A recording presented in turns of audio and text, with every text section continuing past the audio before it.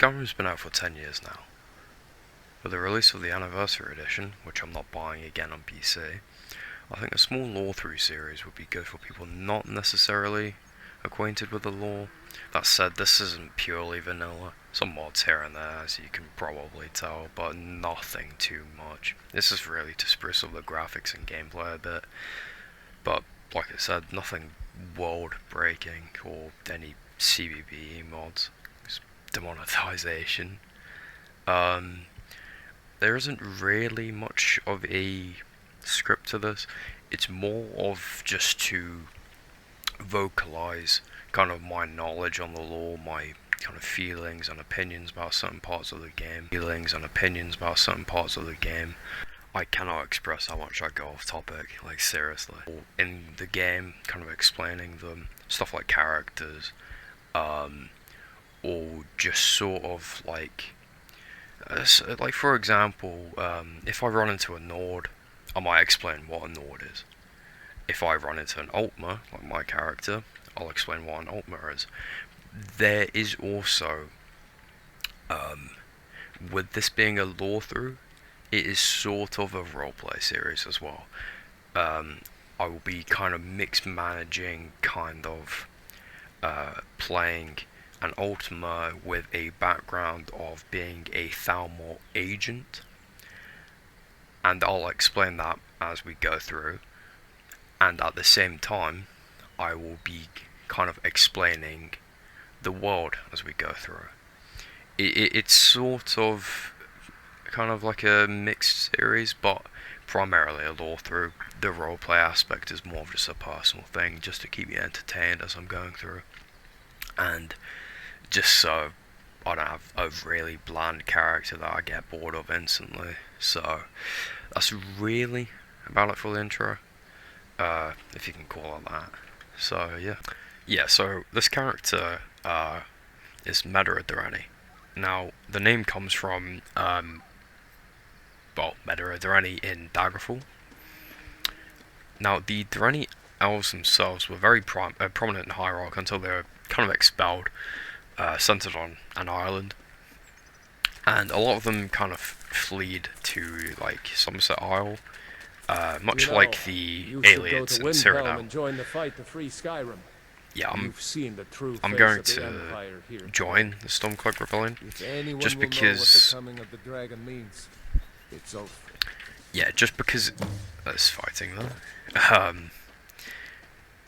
The Thalmor themselves really want to prolong the uprising. They want to prolong the civil war going on, and this is Man Those Borders, the mod. I think it's good because it just kind of fills in spaces and stuff around the edges. It makes sense as well. I never understood how my sister could stand living in the shadow of that place. Yeah. I guess you get used to it. As you can read in the Thalmor Embassy in the journal, Need something? they really just want to keep it going because they like the fact it's like weakening the Empire. It's really useful for them because it gives them more time to bide, like kind of like consolidate their power, expand more, build up their forces. And at the same time, you've got the Empire having to deal with like arguably their most strongest like fighting force rebelling against them. Just favourite some of this. The character themselves, or I should say in this game, I'm focusing mainly on archery, and then conjuration. Now ain't this a surprise? That's sort of like my focus. I will spec in a bit with wow. Yeah, with one-handed. Mainly just when archery itself might kind of flunk a bit, or if it's, you know, I want to be a bit more versatile with this. I don't want to stick to like this stealth archer kind of thing. I want to be more of a combat archer, but obviously I will sneak attack when I can. That's I think there was Rumble coming out. I keep missing. yeah, I have, yeah, this is where one-handed comes in. And restoration, which is going to be sort of the secondary, like, magicka usage. It's like the secondary magic skill that I'm going to be using. I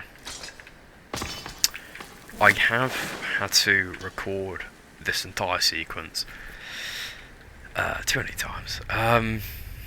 Yeah, this Nord here, well, was a Nord, complained about, like, the beams shaking a bit and was getting really paranoid. Looks like that paranoia was founded. And then just get this, and then equip this. The issue with the archery overhaul mod, which I have on, sometimes it aims down a bit too much. And, oh yeah, he also bled out from the from that strike, which I do like about this mod.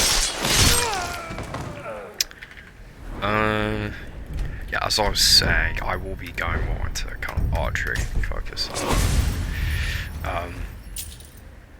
Gold earrings. I have not seen that. Interesting.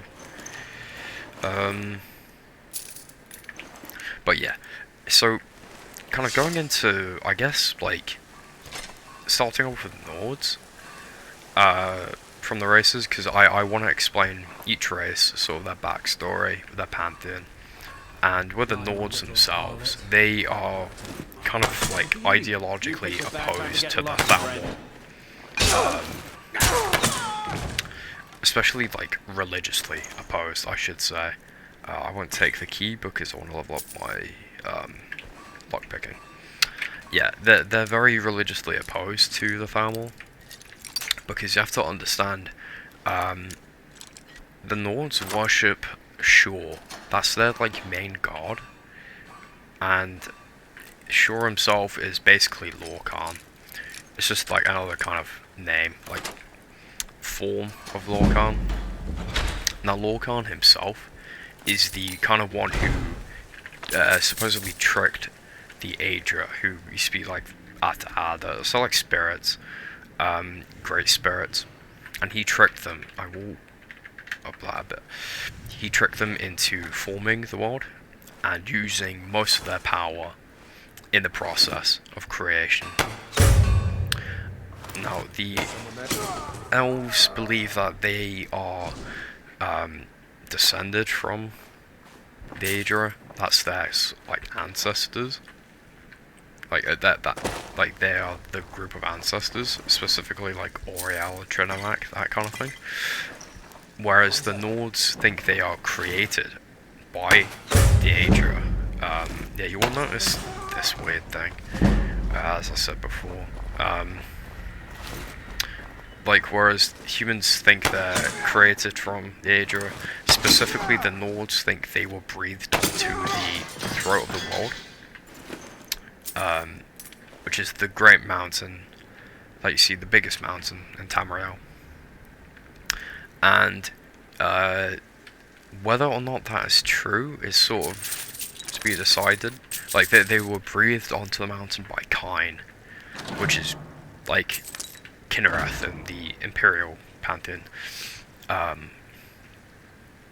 And the reason, like, you might be confused, because if you know about Atmora, which is where the Nords migrated from, you might think, well, clearly that's not true. But there is a theory that there was the kind of great sundering of, like, the continents. How they split apart, like, thousands of years ago, and just the Nords were trapped on the other side, which became Atmora. Which I personally believe. I think that is kind of apt. It makes sense. But going back to like Shor, Shor is dead. During the Dawn era, he was slain by, I believe, Oriel, so the kind of head god of the elves. and Lorcan is said more specifically to just have been kind of ripped apart by the Aedra. So they got their revenge. And then kind of in one of the stories, I believe Trinimac is said to have kind of grasped Lorcan's heart, something like that. And the heart itself said, like, you can't kill me. If you were to destroy me, you would be destroying this creation. Like, referring to, like, none. So basically, Lorcan, like, the heart and none are kind of the same. Like, you can't have one without the other, which is very interesting, because it's sort of like, it sort of suggests that elves themselves are like, this is sort of like very purely metaphorical, but elves themselves are like running across Lorcan, like his heart. What? She's true. She's speaking the truth. She's already mine, I keep telling him. You and Fandor like the buff girl? Camilla Valerius knows I'm the best man in Riverwood. That elf is kidding himself if he thinks she would choose him. Well, according to the Thalmor, he is I've seen him superiorly sneaking bred, over to so the Riverwood trader to speak with her when I'm not around. He's wasting his time. he sounds persistent. You may be right. Camilla may see Faendal as little more than a friend, but why take chances? Here, give Camilla this letter. It's Now, full of venomous nonsense. speaking of Tell her it's gameplay, Faendal. Sven himself is like a worse follower compared to Faendal. It was as big as the mountain and black as Because night. despite Sven being the only like bard class follower in the game, I believe, he's capped to one like of us level has to do 20. something. I prefer Faendal anyway. Maybe you could talk some sense into my pig. Sven brother. wanted you to, yeah. What are you talking about? What's in the letter? Sorry, when you Oh say my. this 4 times over, you get sort You of wanted a me to bit think rushy. Fandal wrote this? Yes. Thank you for telling me the truth. Now, the you talk to actual Faendal letter as itself kind of I'm details sure he'll want like to thank you for standing up for her. how him and Camilla will be like just friends, but because he's an elf, like genetically superior, they can't intermix. The Riverwood Trader is everything you need in a general store. Did something happen? Yeah, we did have a bit of a break-in. We still have plenty to sell. Robbers were only after one thing. An ornament. Solid gold in the shape of a dragon's claw.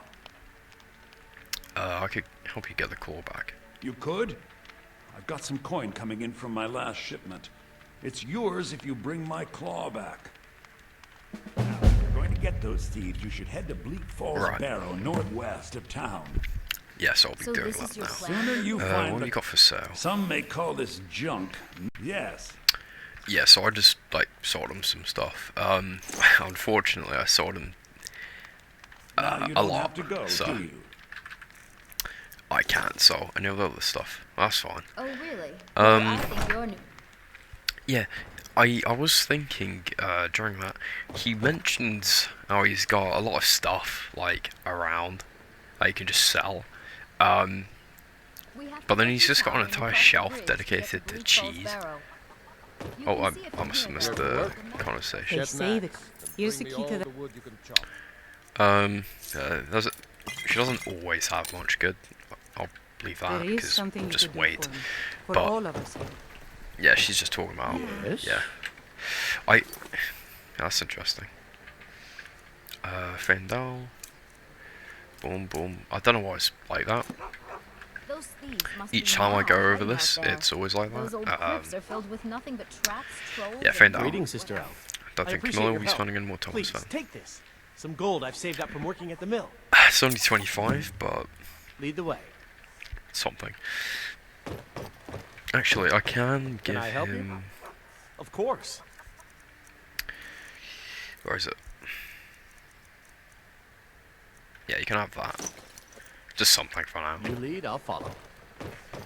But yeah, now going from something? Nords to actually, yeah, why not Bosma? So the Bosma themselves, I wonder why they only stole Lucan's golden claw. I mean, we Yeah, have plenty of things this in the shop is that are worth just a a glitch. coin. I would assume it's from the better bridges, I think it's called, or the cleaner bridges. If it happens again, I'll try and fix it. I'm sorry, it's just, that's sort of a thing you have in mods, like with modding games, especially Skyrim. But yeah, the Bosma themselves are natives of Valenwood. Now, in my personal opinion, they are the best. They are the best, like, race of Mer, according to lore, and just how I feel about them. They're really chill, due to kind of having the Green Pact, which is kind of a, how would you explain it? It's like a agreement between Y'ffre, so she was like the kind of more nature spirit sort of thing, embodiment of Narn. So if you know about kind of real life mythology, the equivalent would be, oh well, no, I've forgotten her name. In Greek mythology, you've got kind of a nature spirit who embodies the world itself, sort of like that. But the Bosma are very interesting in how they sort of have a relation with nature itself due to the Green Pact. They can't destroy vegetation, they can't chop down trees. So they're very much kind of reliant on, like, when it comes to trade and resources, they're reliant on the other races a lot. Obviously, how much the Bosma, a specific Bosma kind of acts in accordance to the Green Pact is really reliant, or like really up to that Bosma. They don't need to follow it to a T if they don't want to. A lot of Bosma will kind of go in accordance to it. Is someone there? I don't know why it keeps doing this. Quite a problem. A lot of Bosma follow it in Valenwood, but you'll see, like, when they move out, they don't really follow it as much. They are probably the most chillest race, in my opinion. A lot of the time they're seen more as cowards because they choose not to fight, but you see, when they do, they're really strong. They're the best archers in Tabriel, best scouts arguably as well. Very nimble, fast, stuff like that. And when they choose to fight, there are stories of how they choose not to eat days before, because the Bosma are interesting in how they treat the dead. They eat their dead. It's sort of like a ritualistic thing. You see in, like, real life tribes, like in the Amazon. Like in real life, you'll see, like, how people will eat their dead because it's sort of like remembering them, sort of thing. Like they continue to live on.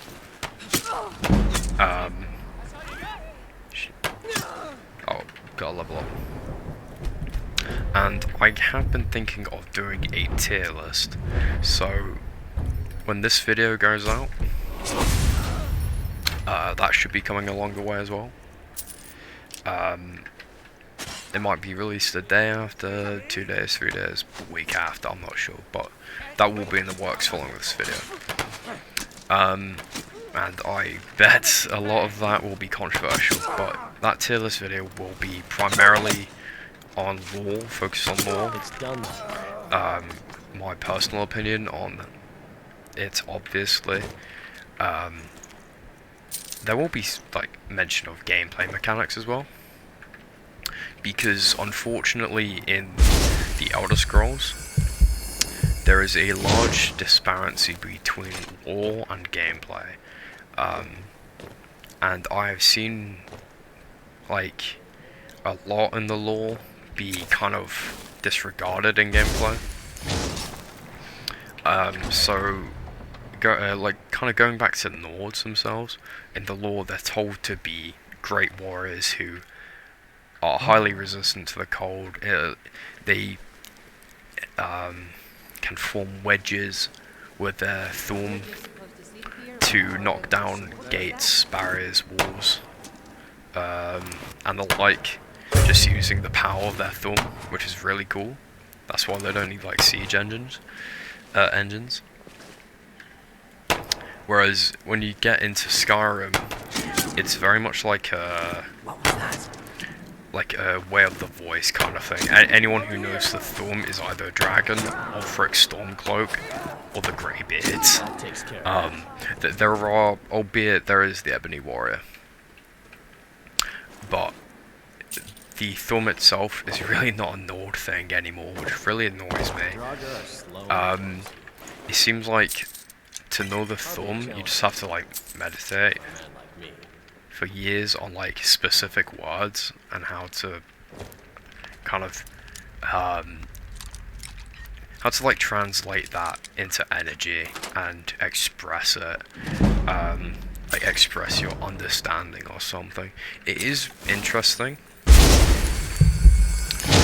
and a lot of what I say will be kind of criticisms of Skyrim, but it's not like anything kind of game breaking for me or law breaking. It just kind of comes with like making a game. But I do want to point out Morrowind itself has those kind of more fantastical elements, which a lot of people sort of like point out, well, it wouldn't be realistic for X, Y, and Z to occur.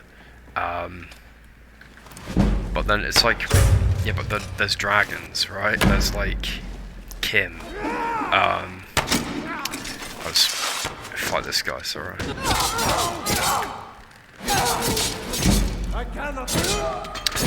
Yeah, when you've literally got Kim and like people realizing they live in a dream and achieve godhood or zero sum and just fade away, which I will go on to Kim and stuff like that later on in the series. I just think at the moment you really need like a basis on the world, the races, stuff like that. So yeah, I do not agree Remember to check with the behind idea you. of it being realistic to not have Who knows certain what might lore incorporated in like the later sneak up on games. us. What's the point of a fantasy if you make it like as realistic when you confine it through realism? I personally prefer, and actually I will say now, a lot of the time when I talk through combat, I try not to say too much, just in case like the combat is louder than my voice, sort of thing. But yeah, I do personally prefer having like realism in fantasy, but not if it kind of like pigeonholes it. Not if it like constrains it to a point where it's like boring. Because that's sort of the point of fantasy, is like going out of our world. There is the spider here, and I will put a frostbite. I have seen Feindal a lot of the time during this to like disappear, and I have to go find them. I have to find them again, which gets sort of annoying. Oh shit, well, that's Skyrim being Skyrim. That's horrifying. Yeah, this guy's really annoying. You, over here. Yep. You did it. You killed him. Now cut me down before anything else shows up. What's the golden Yes, claw? the claw. I know how it works. The claw, the markings, the door in the Hall of Stories. I know how they all fit together. Help me down and I'll show you. You won't believe the power the Nords have hidden there. Savage people, but they built some remarkable crypts and temples. Fine. Let me see if I can cut you down. Sweet breath of Arcade, thank you. Now he runs away It's when you coming free loose. him. I can feel it. So yeah, basically in the journal he just talks about how Lucian, I think Lucian, the Riverwood trader, how he doesn't know the true potential of the claw, but he does. Yeah, I do find it interesting because it's like the power in Bleak Falls Barrow at the end. It's kind of inaccessible to him because he doesn't understand of Azul. It would take him years to study. Now that's how it's done. It would take him years to study the word wall and like translate into Tamriel like what the words mean and truly grasp what they sort of like what they truly mean, what they actually kind of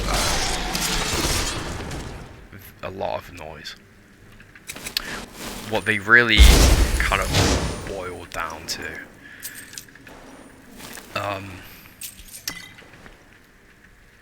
So it's sort of pointless to him, and then you have like the Dragonstone, which I guess he can make a profit from, but who wants to just buy a stone that no one can decipher other than Farengar and like other experts, and yeah, that's what you have to save. Oh wait, sorry. Ooh, and then there's this one. Now the Draugr themselves are very interesting with how they aren't actually like openly antagonistic. I mean, obviously It's done then. you're going into their like tomb. You're going into their tomb and desecrating corpses. You're kind of dirtying up the place. And there is actually a book you can find in Skyrim which discusses the Draugr and how someone lived with them. I think it was a guy. How he lived with a Draugr for a period of time. And how after a while they stopped trying to kill him because they recognized he wasn't a threat.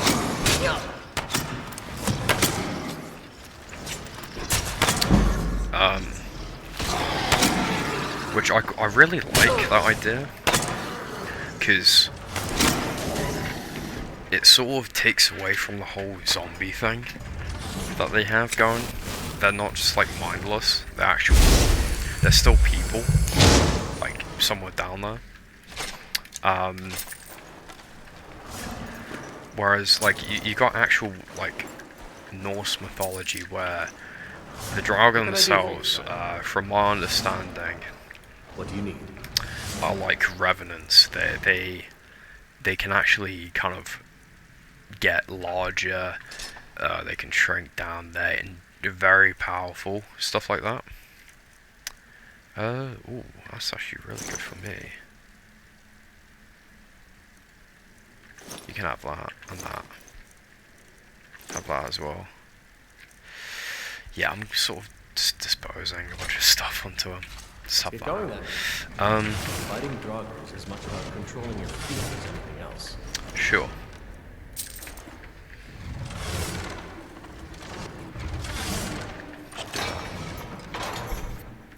Yeah, there's the book about a guy going in there, and when they recognise he's not a threat, they just kind of chill with him, like they just let him go through. Is someone there? And he discusses like their day to day, how they wake up in the morning, so they got a better sleep schedule than me. They kind of light the braziers, the torches. Nice animation. They sweep the floors, they clean the place, they get rid of cobwebs. Yeah, as you can see clearly. Well, that's another kind of gameplay thing.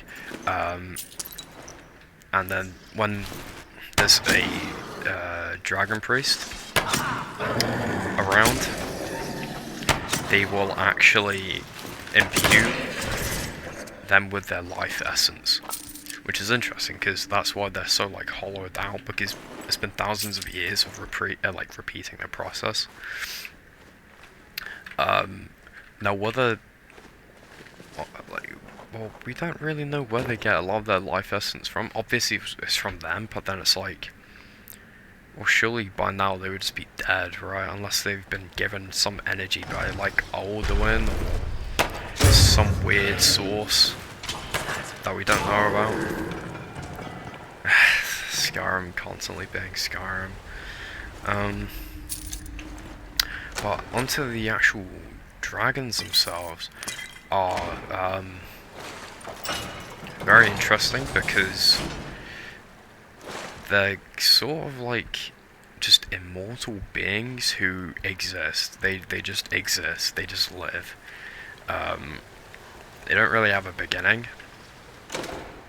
and they sort of have an end.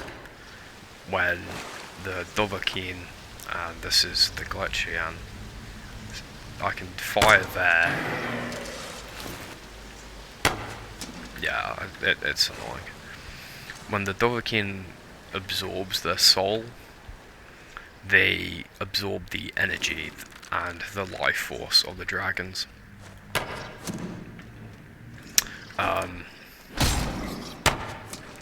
This is where one really comes into play. Very loud. I might have to lower that down next episode. The Dovahkiin absorbs their knowledge and life force, and that's really how the dragons kind of deal with each other as well. Like, they absorb each other's knowledge when they kill them.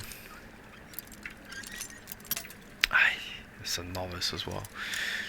And there's a thing with the dragons which is said where they don't have a difference between, like, a debate and fighting. So when they debate, that's when they're using their Dovahzul. They're kind of like competing over philosophy or politics or understanding of, like, metaphysics. Skyrim being Skyrim. So that's when they're, like, using fire breath, like Torshul, and then they're just killing each other because they have a disagreement. What is he doing?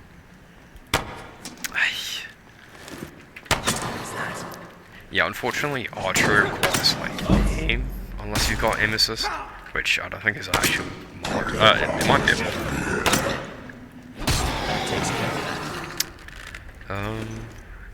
Go with that. Yeah, Chester. I do sometimes forget there's a Chester. I think I've recorded this spot about 4 times now, and I've forgotten twice, so. No, I'll leave that. Right, so onto the Sanctum. But yeah, the dragons are... We don't know about their origin, if they even have one. They're told to be, like, the children of Akatosh, the god of time. And thusly, they are immortal. They cannot die through age, from what we know. But then, you've got the dragon Numinex, who Olaf One-Eye imprisoned in Dragon's Reach when he was Jarl, or this was before he was Jarl. Olaf One-Eye himself was a High King of Skyrim. So he ruled over all the Jarls. And he most likely imprisoned Numinex through fighting, but though there is admittedly different accounts. There's his account where he challenged Numinex to a duel, a fight, and upon defeating him, he dragged him to Dragon's Reach and imprisoned him, and kept him just there locked up for who knows how many years. But eventually Numinex just kind of died, which suggests he must have been killed by someone. But then it's like, well, what's the point of imprisoning him if you just kill him after a few hundred years? Like, unless he died of old age, which would be interesting for a dragon. But it's said by Parthenax how he would actually go down to see him, I think, to like talk to him. And Numenex forgot his own name, which for a dragon is very important. It's like how you can just shout Ordaving, and then that calls him, because Ordaving himself is like very brash and proud, like prideful, that sort of thing. You try not to set off any traps, will you? Ironic, because this. Why are you going up to me? Yeah, just deal with this one. If he opens. Yeah, so an interesting thing about like going back to gameplay, Draugr overlords become less loud.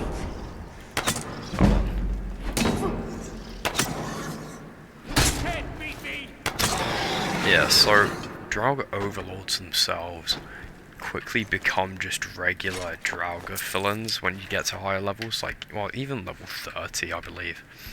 So if you're playing on Legendary, you'll encounter them, like, off the bat, practically.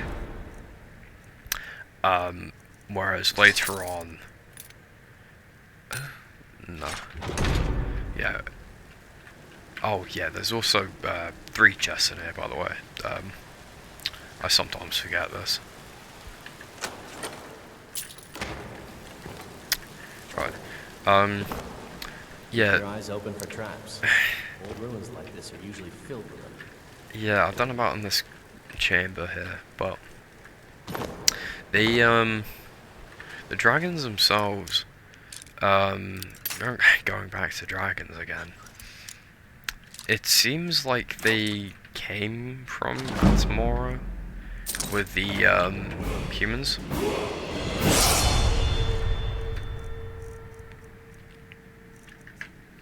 Now, we don't really know if they ruled over humans in Atmora. It seems like they kind of came to Skyrim following the humans, and then ruled over them from there. And the reason for this is because you have Ysgramor and his 500 companions after, you know, when the Skyrims came. If we go back to that real quick for some context. The humans came to Skyrim, the Nords. Needs before, but they weren't in Skyrim, most likely.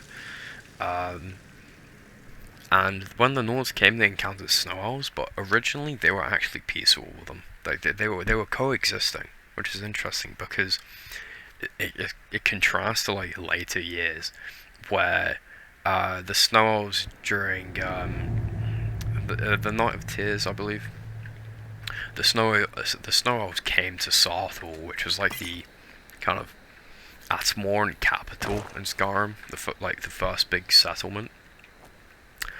They came and slaughtered everyone, other than Ysgramor and his 2 sons. And the reason for this isn't really known, but there are theories about how the Nords discovered the Eye of Magnus. And due to this power, the Snow Elves became jealous or thought they were unfit to wield this power. So came in and just slaughtered everyone. So then Ysgramor came back after a few years. His son died, but he brought the 500 companions and they slaughtered everyone. And there have been theories out there that the reason why they killed everyone, and the reason why dragons, we don't have dragons ruled over Nords during this time just yet, is because they were actually dragons.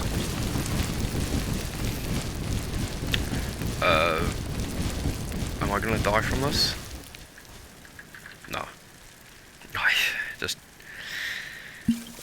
this one, like, entire sequence here, of me recording again, has been filled with so many bugs, which contrasts a lot to the earlier recordings. A lot. unfortunately. Let's see. Yeah, there is the theory that Ysgramor himself was a dragon, or became a dragon, and then that sort of like signalled the dragon rule over Skyrim. Because before Ysgramor, it doesn't appear as though the Nords were being ruled by them. It was only after, it seems like.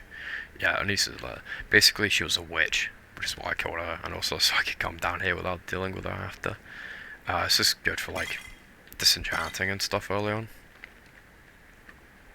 Bone meal. I will use this. I think I can make a singular health potion.